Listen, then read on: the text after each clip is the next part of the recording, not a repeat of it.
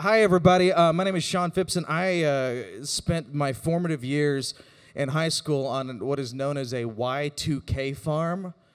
Has anyone here ever heard of a Y2K farm before?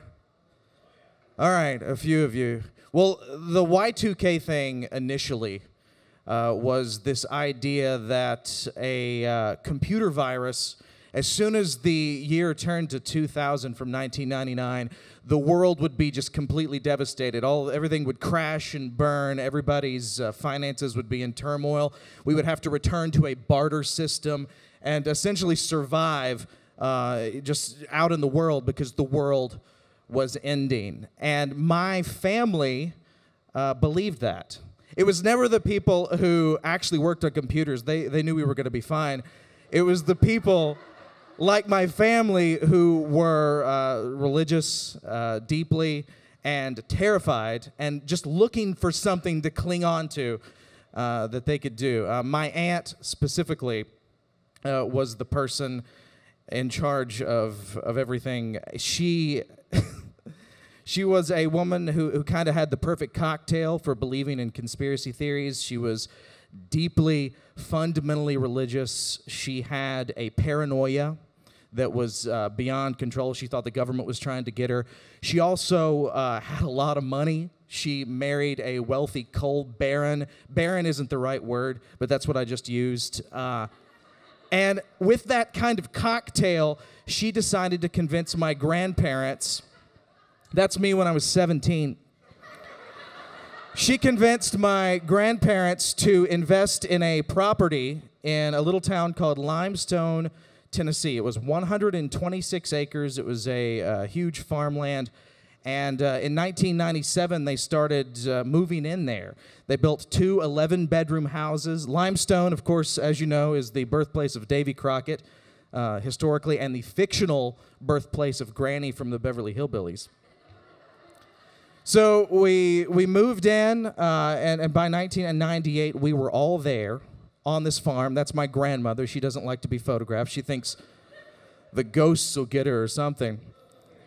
But we moved onto this farm, and we lived there, and we just kind of waited around from like 1998 until it was time for the world to end. And we were going to be okay. We had stockpiled enough ammunition.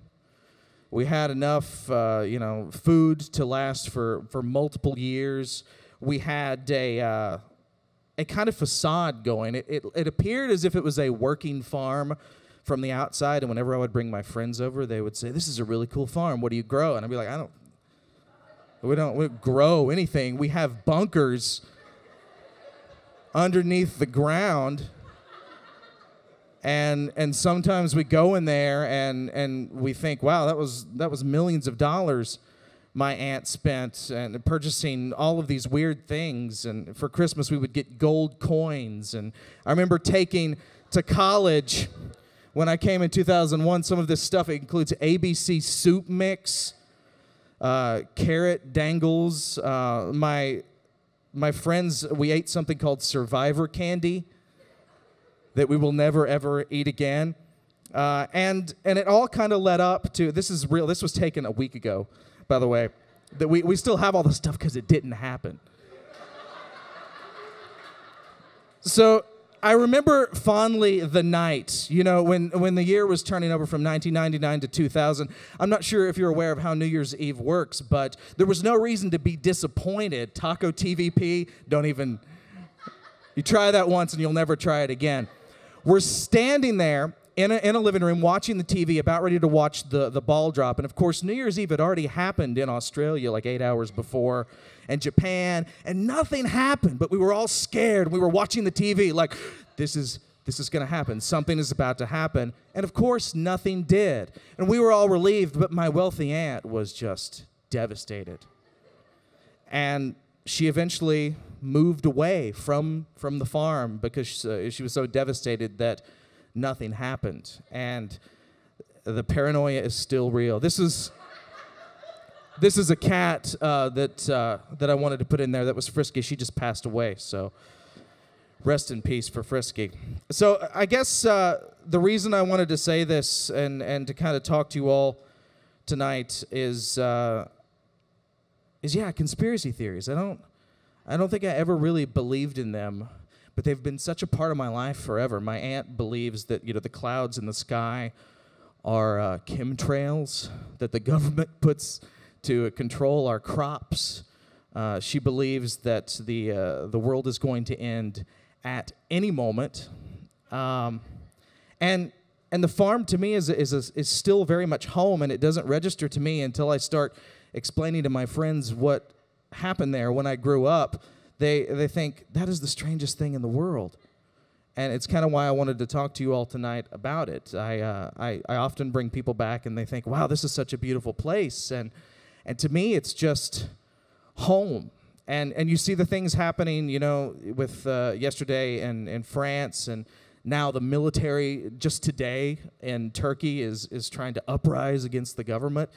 And I get kind of emotional and nostalgic thinking about the farm, because those were the good old days. That's when we had to invent things to be scared of.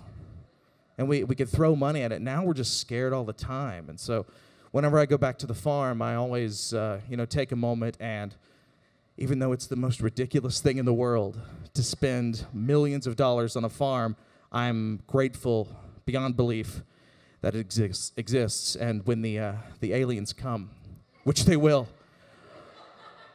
I'll have a place to go. Home.